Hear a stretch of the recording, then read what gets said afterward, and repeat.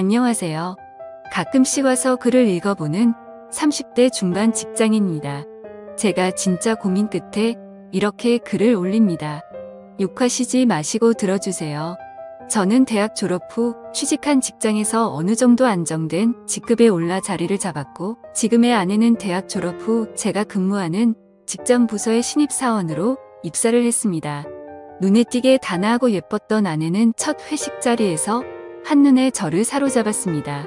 계속되는 업무 외로 간간히 마주치면서 직장 내에서 인기도 많고 배려심 많은 아내에게 호감을 갖게 되었고, 계속된 대시에 사내 커플로 발전하게 되었습니다. 연애를 시작하면서 저는 더욱더 아내와 결혼해야겠다는 생각이 커져갔습니다. 만나면 만날수록 아내의 청순한 외모와 착한 마음씨, 그리고 멋지고 당찬 모습에 반하였고 너무도 사랑했습니다. 그 뒤 지금은 결혼한 지 1년 정도 되었습니다. 제가 장모님을 처음 뵀던 날, 그러니까 아내의 본가에 결혼 허락받으러 인사를 갔습니다. 결혼 전에 장모님 장인어른을 뵈러 갔을 때만 해도 장모님에 대한 이런 감정은 전혀 없었습니다. 그 전까지 여러 번 아내로부터 장모님에 대해 이야기를 들어왔고 실제로도 그런 분이셨습니다. 나이에 비해 훨씬 동안인 얼굴에 20대에 가까운 완벽한 몸매, 그리고 눈가엔 항상 눈웃음이 끊이질 않았습니다. 젊으셨을 때 남자들에게 인기를 많이 받으셔서 능력 좋으신 장인어른께서 열정적으로 결혼을 추진하셔서 20대 초반에 결혼을 하시고 제 아내를 낳으셨답니다. 장모님께 한눈에 반한 장인어른이 장모님이 아니면 안 되겠다고 바로 장인어른의 본가에 인사를 시켰고, 장인어른은 더군다나 장모님 지인분들과도 충분히 깊은 관계에 있어서 만날 때마다 대놓고 결혼할 사이라고 양가에 이미 허락을 받았다면서 소문을 다 내셨다네요.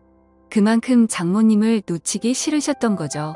그리고 장모님 댁에선 어디 하나 부족한 거 없고 너무도 적극적인 장인어른을 흡족해 하셨답니다.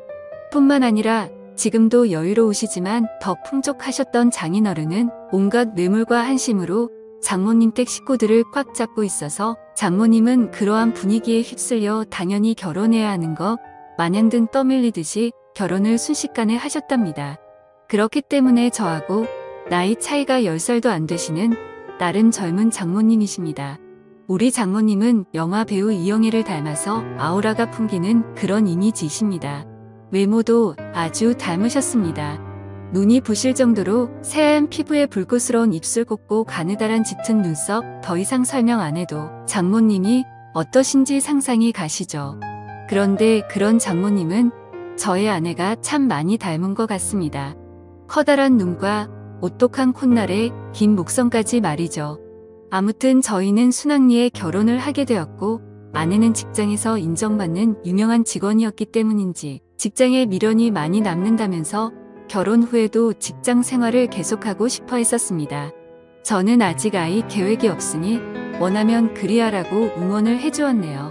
저희 계획을 알고 계시는 예비장인 장모님께서 식사나 같이 하자고 부르시다니, 평소에 딸을 너무나 이뻐하셨던 장모님께서는 사위인 내가 부담스럽지만 않다면 당분간만이라도 아내와 같이 지내는 게 어떻겠냐고 제안을 하셨습니다. 딸이 갑자기 시집을 훌쩍 하게 된다니 왠지 모르게 가슴이 텅 빈 것 같으시다며 딸한테 살림도 좀 가르치고 싶고 사위인 저도 챙겨주고 싶다시면서요. 아내는 제 눈치를 살피는 거 같길래 저는 저도 모르게 흔쾌히 그러자고 해버렸습니다. 그래서 이런저런 이유로 결혼 후 바로 처갓집에 들어가 살고 있습니다. 그런데 결혼하고 나서 처갓집에 같이 살면서 장모님을 볼 때마다 점점 장모님의 여성스러운 카리스마와 매력, 그리고 왜인지는 모르게 너무 미녀이셔서 그런지 보호 본능까지 일어나더군요. 한마디로 미치겠습니다. 몇 달 전에는 장모님께서 샤워를 하시고 머리를 말리지 않고 나오셔서 부엌에 물을 마시러 오셨는데 그때 저와 눈이 딱 마주치고 말았습니다. 전 정말 말로 표현할 수 없는 감정을 느꼈습니다. 온몸이 찌릿하다고 해야 할까요? 저도 모르게 그 순간 장모님이 여자로 느껴졌습니다.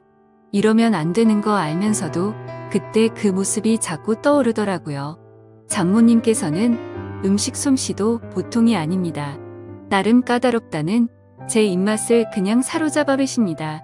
먹다 보면 맛있다는 감탄사가 저절로 나오게 됩니다. 그래서 밥 2공기를 기본으로 해치우면 장모님께서는 그런 제가 너무 이쁘시다며 무척 흐뭇해하시면서 먹고 싶은 게 있으면 언제든 말하라고 하십니다. 아침 식사를 거르기가 일쑤였던 저였는데 결혼 후인 지금은 결혼 전보다 일찍 일어나 말끔한 얼굴로 장모님이 차려주시는 밥을 챙겨 먹고 출근을 하고 저녁에는 친구들과의 술자리도 한두 개씩 빼가면서 신혼이라 일찍 들어가야 한다며 장모님과 저녁 식탁에 함께 앉기 위해 칼퇴근을 서둘렀습니다. 앞치마를 두른 장모님의 모습은 저의 심장을 너무나 뜨게 했기 때문입니다. 그러던 지난주 금요일 어느 때처럼 칼퇴근을 하고 집으로 돌아갔는데 장인어른과 제 아내는 약속이 있다고 하여 저는 장모님과 단둘이 식사를 하게 되었습니다. 장모님께서는 이미 제 퇴근 시간에 맞춰 저녁 준비를 다 끝내셨는지 이미 식탁에 반찬이 한가득 자리를 차지하고 있더군요. 마지막으로 장모님께서 찌개를 데우시는데 장모님 손가락에서 피가 나는 것 같더라고요.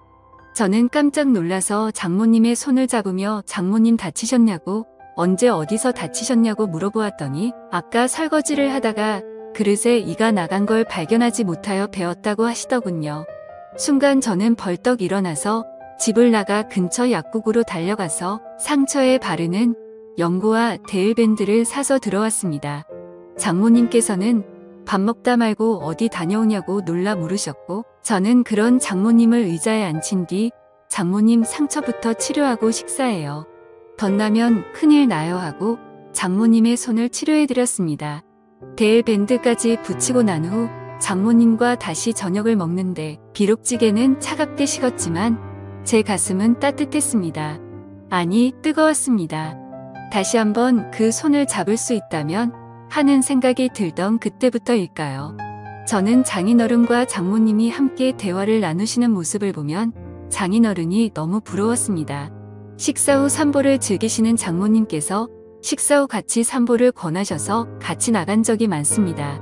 그러면 장모님은 장인어른과 팔짱을 자주 끼시고 손도 꼭 잡으십니다. 물론 얼굴에 땀도 닦아 주시더군요.